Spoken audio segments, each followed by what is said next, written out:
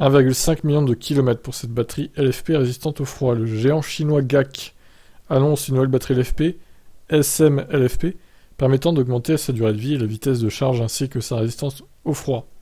Ah, une batterie révolutionnaire, il y avait longtemps. Alors, il y a eu KTL et son annonce de 1000 km d'autonomie.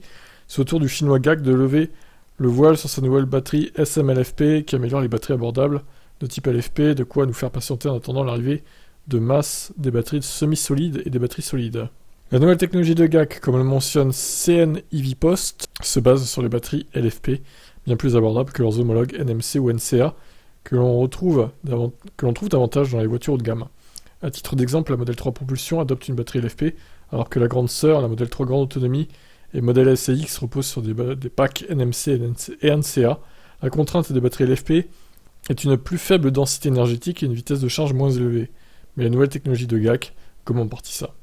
Contrairement aux batteries LFP, la batterie SM-LFP de GAC ajoute un nouveau matériau actif à la cathode en utilisant la technologie de microcristalline permettant d'augmenter la capacité de la cathode. Dans les faits, le fabricant annonce une densité énergétique en hausse de 13,5% et une densité volumétrique en hausse de 20% face à une batterie LFP classique.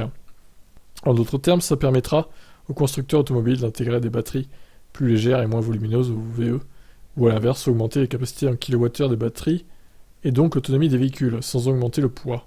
Les batteries LFP sont connues pour moins apprécier la charge ultra rapide que les autres. GAC annonce à ce propos la possibilité d'une charge avec un taux de charge de 2C voire plus. Ça signifiera la possibilité de recharger la batterie en 30 minutes ou moins. Alors 2C, c'est pas non plus la folie, hein. Une batterie de 60 kWh, ça fait 120 quoi. Ouais, c'est pas 120 kW en pic, c'est bien, mais bon, c'est pas non plus la folie. Du côté de la résistance aux températures négatives, la nouvelle batterie SM-LFP de GAC promet 10% d'autonomie supplémentaire à une température de moins 10 par rapport aux batteries LFP classiques. Le constructeur prévoit ainsi une autonomie de 650 km sur le cycle chinois, sûrement dans les climats froids. Et tout cela se ferait sans réduire la durée de vie d'une batterie. Le groupe chinois indique une durée de vie de plus de 1,5 million de kilomètres. Les batteries LFP sont en effet réputées pour avoir une meilleure durée de vie que leurs homologues NCA et NMC.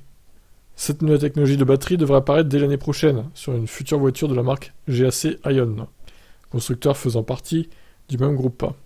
Le groupe chinois a d'ailleurs déjà implanté des chargeurs rapides de 480 kW permettant un taux de charge de 6C avec un taux de charge de seulement 8 minutes pour passer de 0 à 80%. Toutes ces nouvelles technologies de batterie sont prometteuses et devraient permettre d'accélérer l'essor des VE en augmentant l'autonomie et la vitesse de charge de ces dernières. Oui, alors ces batteries-là, LFP, je doute qu'elles puissent encaisser 480 kW. Hein. Clairement, ça n'arrivera pas.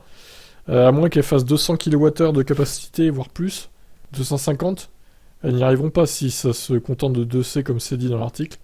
Bon, c'est un peu flou, reste à voir ce que ça donnera dans la vie réelle, les temps de chargement, quoi, la vitesse, et l'autonomie, et le poids de la batterie. Beaucoup de questions encore sans réponse. Ciao, ciao.